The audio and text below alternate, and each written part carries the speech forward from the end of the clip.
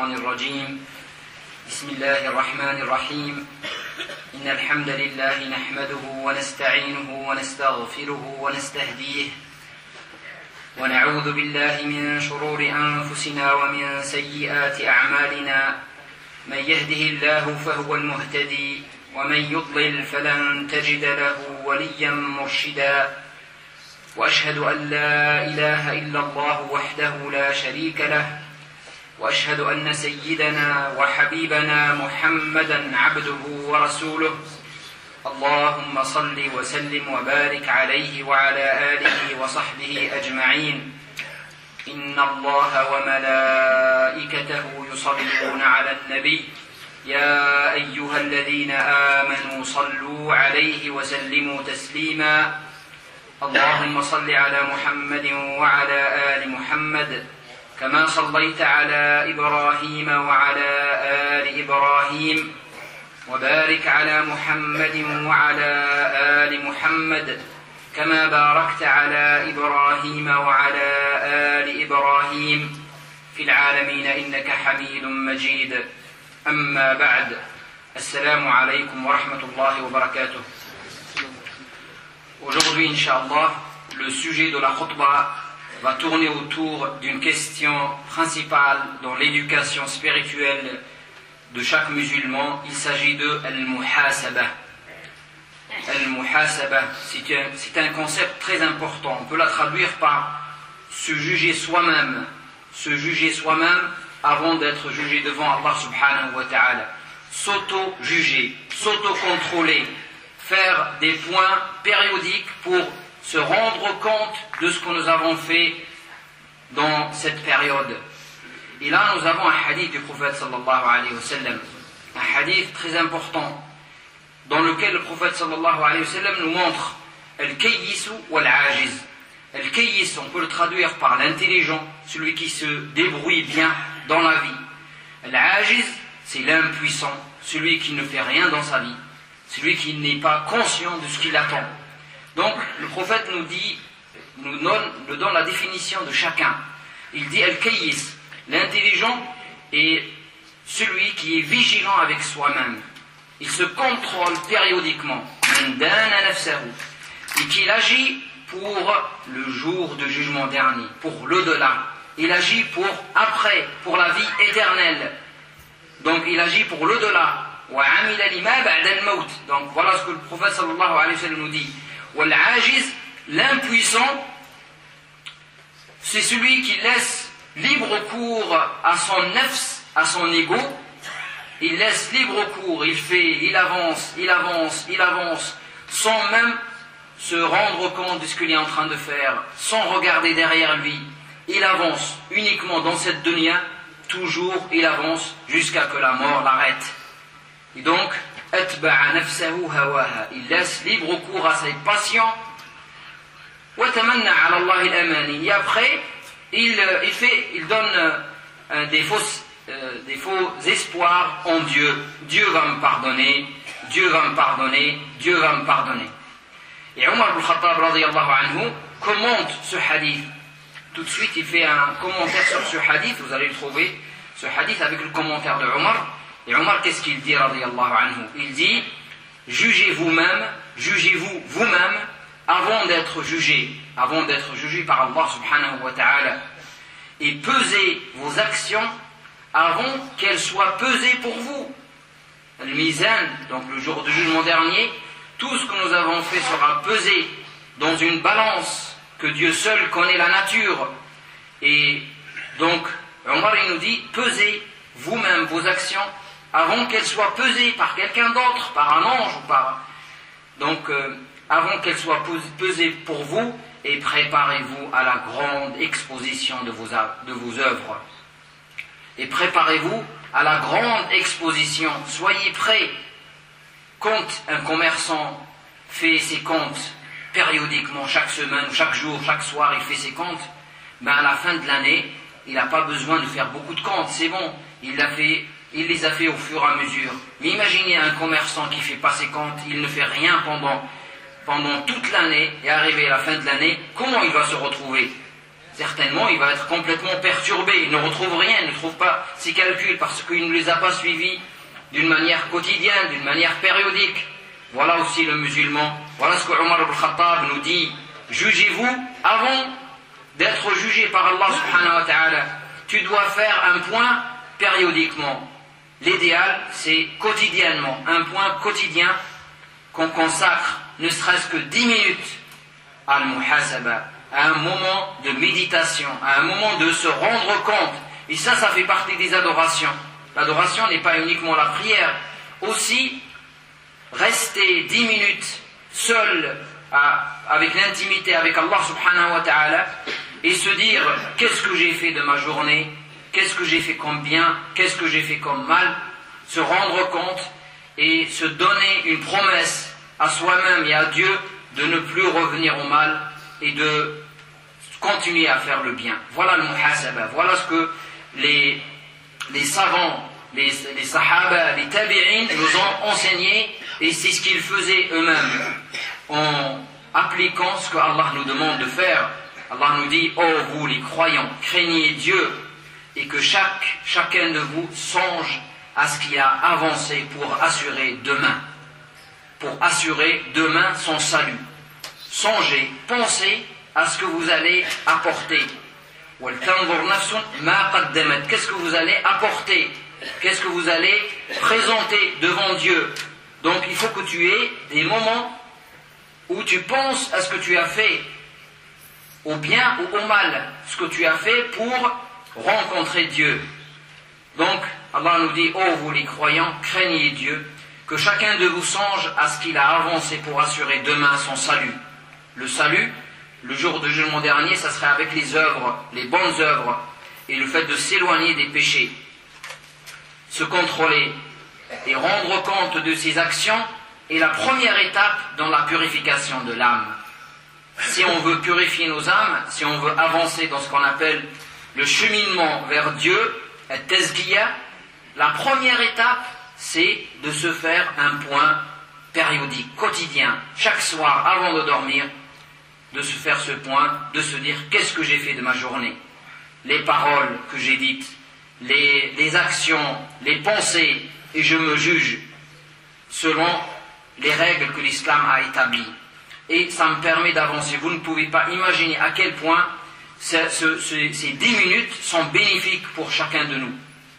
Plus on fait de contrôle, de se rendre compte, de s'auto-juger, de se dire j'ai fait telle action aujourd'hui et c'était un mal, j'aurais pas dû le faire. Ou j'ai fait telle bonne action, j'aurais pu faire un peu mieux. Ou je ferai, Inch'Allah, la prochaine fois, la même chose. Mais quand on avance sans se rendre compte de ce que nous avons fait, donc on avance comme le jahil, comme l'ignorant. Pour montrer l'importance de la purification de l'âme, Dieu emploie donc 7 serments. Vous connaissez tous Surat Wash-Shams. والشمس وضحاها والقمر إذا تلاها والنهار إذا جلاها والليل إذا يغشاها والسماء وما بناها والأرض وما طحاها ونفس وما سواها. 7 fois, 7 serments, pour qu'Allah nous dit par la suite قد أفلح من زكاها وقد خاب من دساها.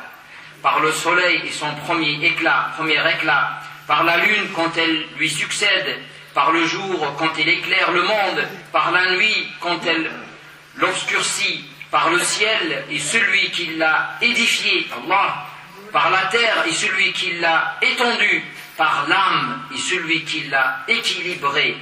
Il lui a inspiré son libertinage et sa piété.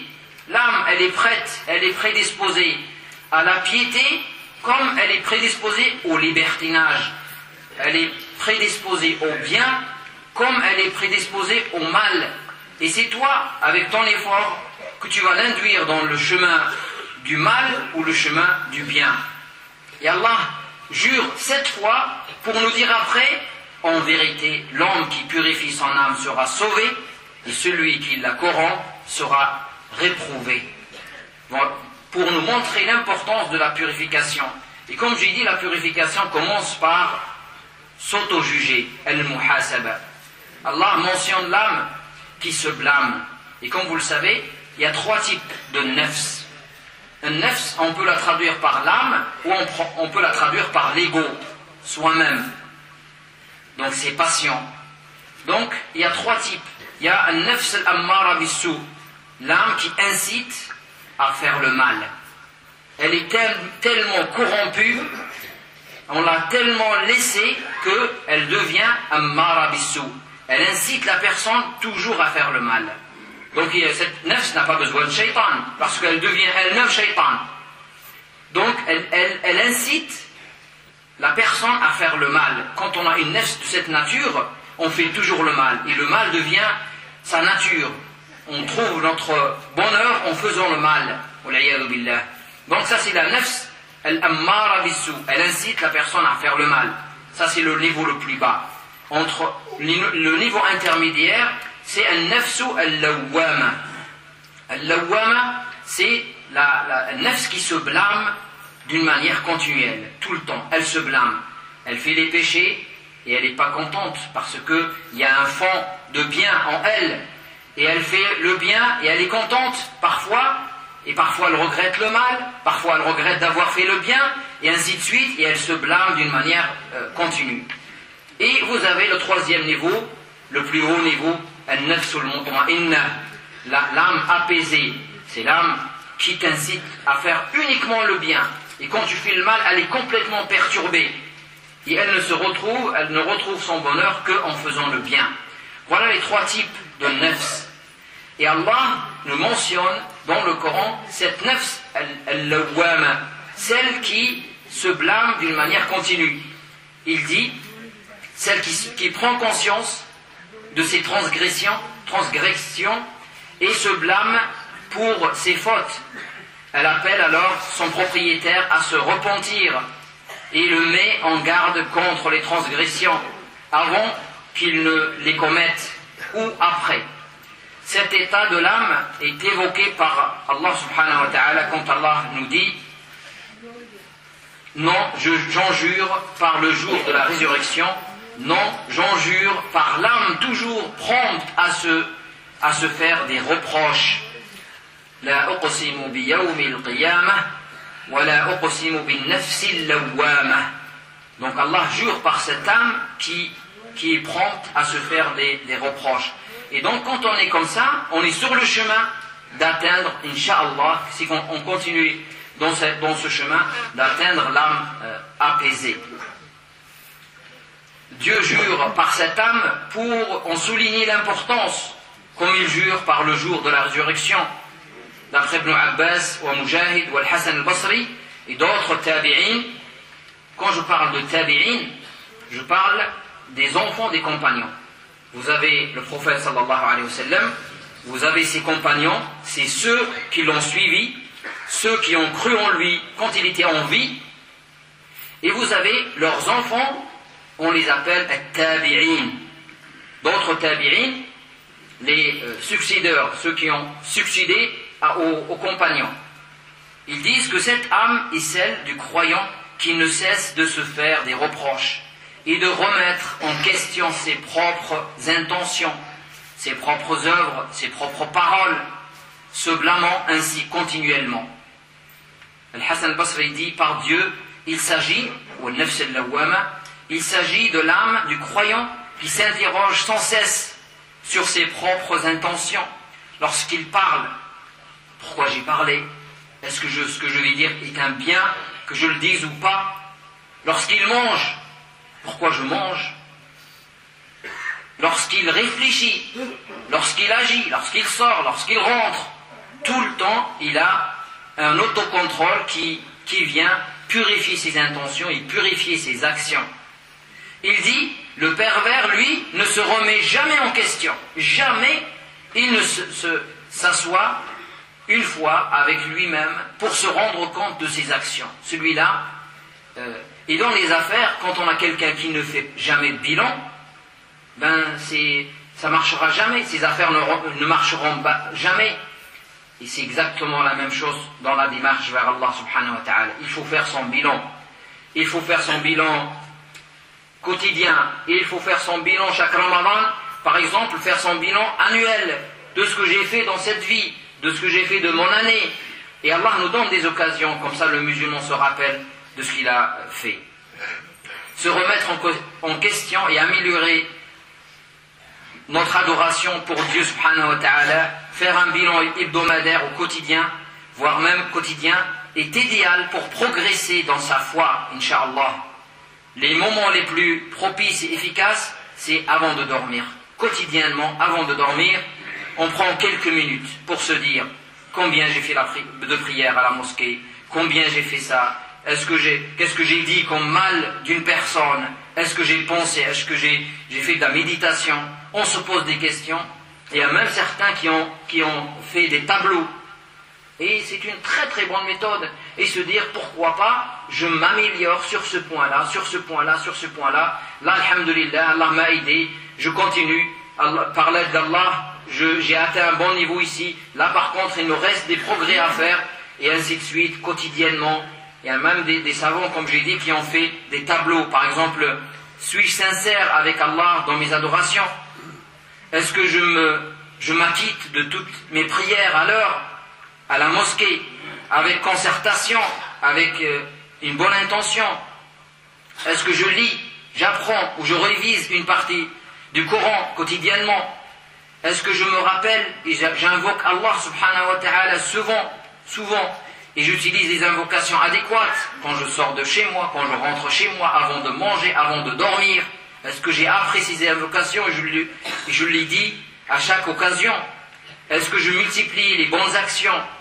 Est-ce que je patiente avec tous les malheurs qui m'arrivent de la vie?